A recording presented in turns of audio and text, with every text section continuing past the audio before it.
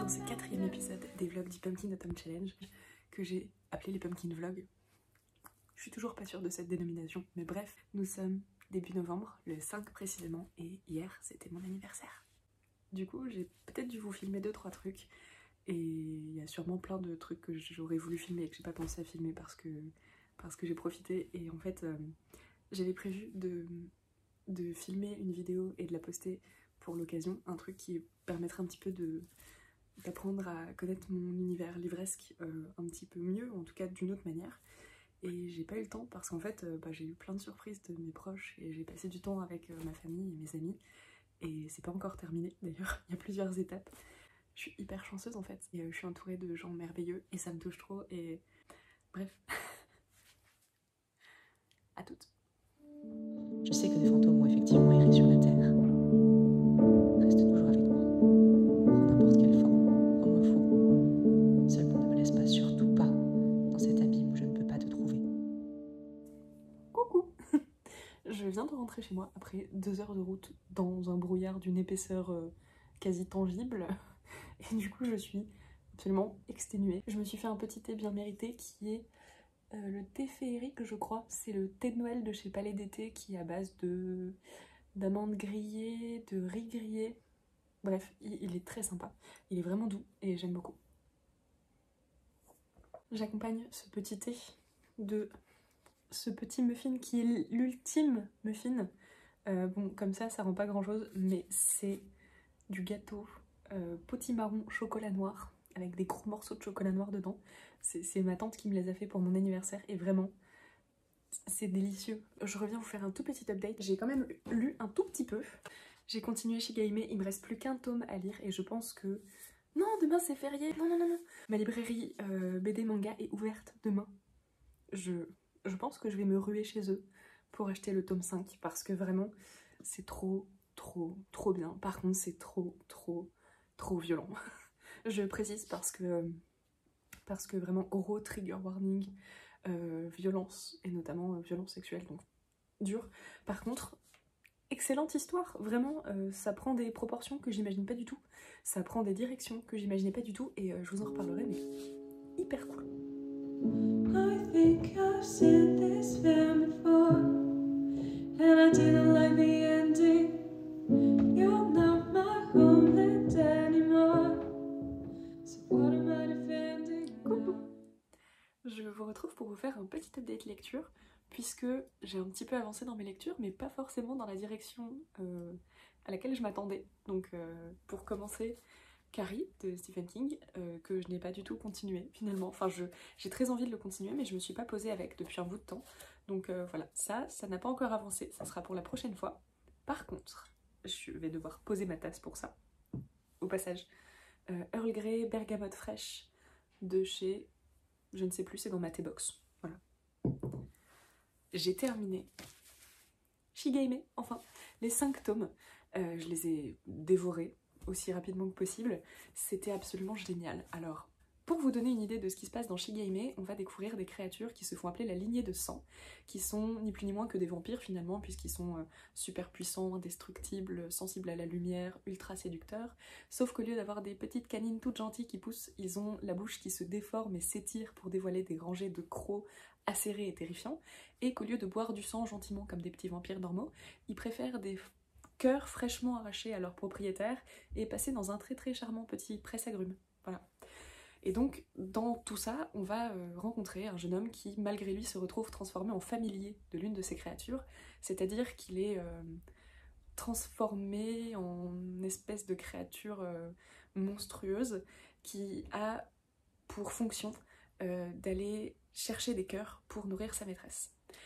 Et donc, on va assister à cette transformation qui est pas du tout voulue et qui est terrible, et à d'autres petites histoires qui vont s'imbriquer là-dedans et qui vont prendre de l'ampleur au fur et à mesure, et je peux pas tellement en dire plus parce que sinon ça serait du spoil et ça serait dommage, mais c'était vraiment très bien. C'est rare que je termine une série et que j'aime la fin de cette série, en manga je veux dire, et là pour le coup j'ai trouvé ça très bien, vraiment. C'est très violent, c'est très sanglant, encore une fois. Mangetsu précise que c'est pour public averti.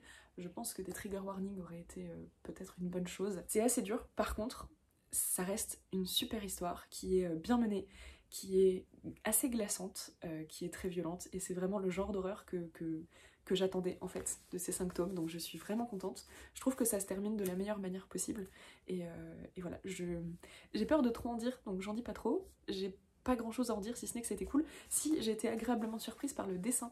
Je vous parlais l'autre jour de L'Enfant et le Maudit, dont j'avais adoré le tome compagnon qui vient de sortir et dont les dessins sont très très jolis. On n'est pas dans le même style de dessin, clairement. On n'est pas dans de la douceur. Par contre, il y a des planches, et notamment dans le dernier tome, qui je pense finalement est mon préféré. Il y a des planches qui sont magnifiques, qui sont très glauques hein, bien sûr, mais qui sont vraiment très très belles. Et ça m'a fait penser un petit peu au niveau de certaines planches très, très fournies, avec beaucoup de détails et beaucoup de trucs inhumains à du Junji Ito, sauf qu'on n'est pas du tout dans le même style d'horreur. J'adore Junji Ito, mais il a un côté très, j'allais dire presque absurde, complètement improbable en fait, qui s'appuie sur rien de connu, et qui est très, très insidieux, très dérangeant plus qu'autre chose. Là on est purement dans du sang et du dégueulasse, mais c'est super. Encore renverser du thé partout. C'est pas possible. T'as suffi maintenant. Je continue avec une lecture qui n'était pas du tout prévue, mais vraiment pas. Mais je me suis mise à écouter et lire La vie invisible d'Adi Larue, dont vous avez entendu parler absolument partout déjà. Tout le monde l'a lu sauf moi apparemment. Je mets une image ici quand même parce qu'en fait je l'écoute et le lis, donc en audiobook et en e-book. L'audiobook est en anglais, il est ultra bien narré, vraiment je suis agréablement surprise de la narration qui est super immersive et vraiment très très bien faite. Et du coup j'alterne en fait, enfin je prends le relais à chaque fois avec ma version numérique qui elle est en français, et je crois que je préfère la VO pour le coup.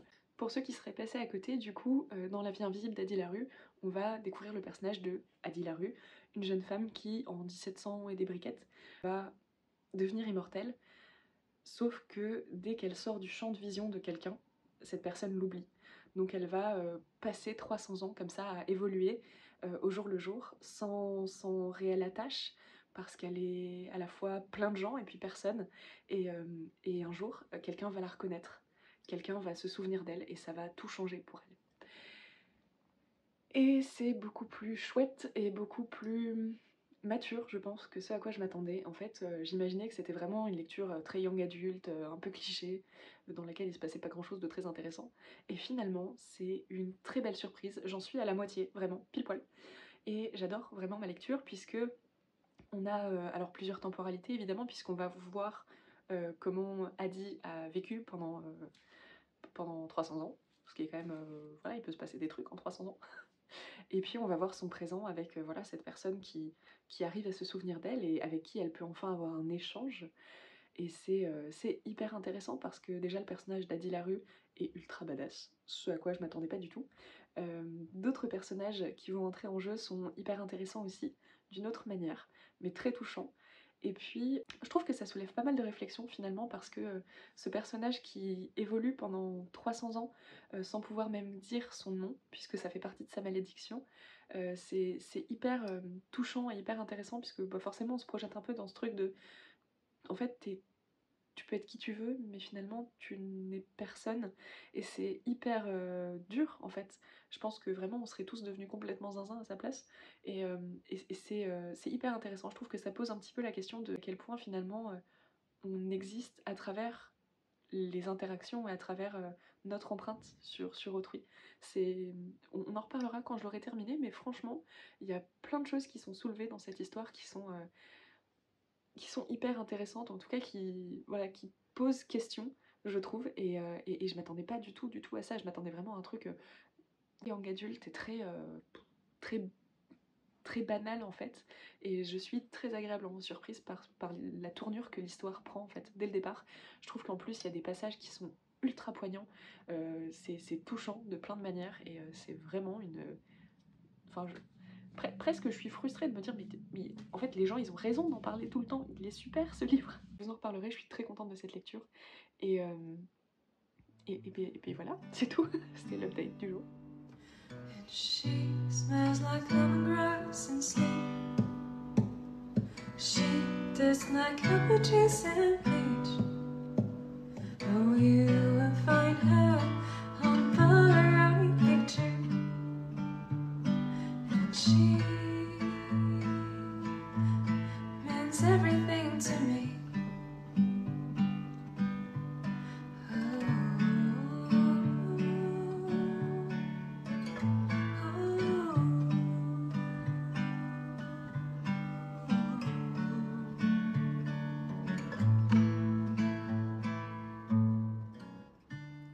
Coucou! Désolée pour la lumière un peu dégueu, je crois qu'il il fait vraiment très moche dehors et vraiment la luminosité est pas top top, j'arrive pas à faire quelque chose de correct, puis en plus j'ai des reflets dans mes lunettes, donc vraiment un plaisir.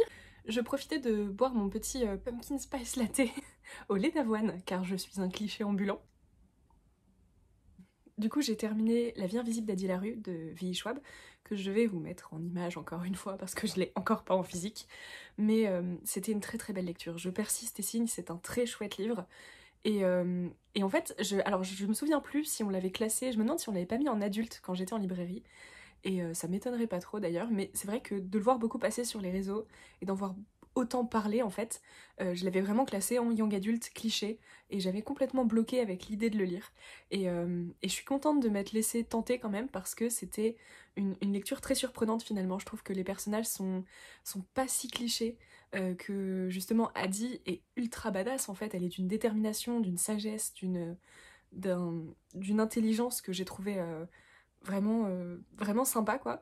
Le personnage de Henri, il est tellement touchant, il est tellement réel en fait, c'est fou, mais moi il y a vraiment des passages qui ont été durs à lire, qui ont été ouais, vraiment particulièrement poignants en fait, et j'ai trouvé ça génial. J'ai vraiment eu l'impression que V.E. Schwab avait cette qualité d'écriture qui permettait vraiment de dépeindre des personnages avec énormément de réalisme et un côté vraiment très tangible, très humain, que j'ai beaucoup apprécié en fait. Donc voilà, c'est une histoire qui prend des tournants auxquels on s'attend pas. C'est un roman qui finalement est assez surprenant et j'ai beaucoup aimé ça.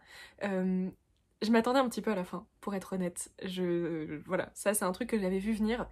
Par contre, rien que pour l'épilogue, cette fin est géniale. Je vous avais fait un update sur la première moitié du livre. C'est vrai que sur la deuxième moitié du roman, j'ai bien aimé le développement des personnages, j'ai bien aimé la tournure que prennent les événements. Il y a des choses concernant notamment le personnage de Henri que j'ai adoré dans la deuxième partie du livre. Et concernant le personnage d'Adi, par contre, je vous avoue que j'ai préféré la première partie du bouquin, je pense, et l'épilogue. Je pense que c'est là que le personnage d'Adi prend toute son ampleur et toute sa force. Franchement, ça vaut le coup d'être lu. Et je pense que je l'ajouterai à ma bibliothèque en physique quand j'aurai décidé quelle édition je vais me prendre, parce que j'aimerais bien l'avoir en anglais. J'ai vraiment eu du mal à accrocher quand je le reprenais en français en fait. Donc voilà. Maintenant que j'ai terminé Adi Larue, je pense que je vais reprendre Carrie. J'espère le finir bientôt.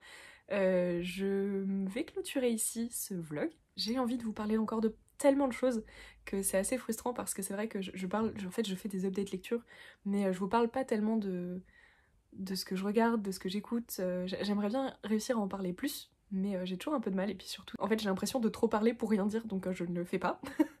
Mais on m'a déjà demandé de faire des vidéos recommandations de films, de séries, tout ça, donc je vais peut-être essayer d'insérer ça dans le vlog suivant.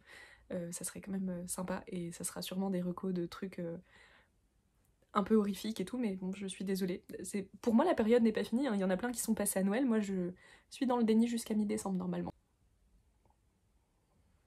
Je vais terminer mon café, je vais me mettre sur le montage de ce vlog pour pouvoir vous le poster assez rapidement, commencer un nouveau vlog et évidemment lire, parce que sans lecture, il n'y a pas de ceci. Je vous ferai un bilan du Pumpkin Autumn Challenge. Alors, ça tombe bien. J'arrive pas à déterminer si je fais un bilan du Pumpkin Autumn Challenge dans le prochain vlog, qui sera celui de la fin du mois de novembre, ou si je fais une vidéo à part. De même, je voulais faire un book haul parce que y a pas mal de livres que j'ai reçus pour mon anniversaire ou que j'ai acquis ces derniers mois. Et je sais pas si vous préférez que je fasse ça dans un vlog ou que je fasse une vidéo à part entière, donc n'hésitez pas à me le dire, soit en commentaire, soit par message privé sur Insta, enfin Voilà, de toute façon, si jamais vous voulez me suivre sur Insta, m'envoyer un message, écouter ma playlist de cet automne sur Spotify ou venir me suivre sur Goodreads, lire les chroniques Froggy's Delight, enfin bref, il y a tout plein de liens dans la barre d'informations, donc n'hésitez pas à les regarder là-bas. Je vais vous laisser, j'espère que votre première partie du mois de novembre s'est bien passée. En tout cas, pour moi, ça a été riche en émotions et en événements, mais c'était plutôt cool. Et j'espère que vous avez passé un bon moment. Merci d'avoir regardé. Et à bientôt. Raspberry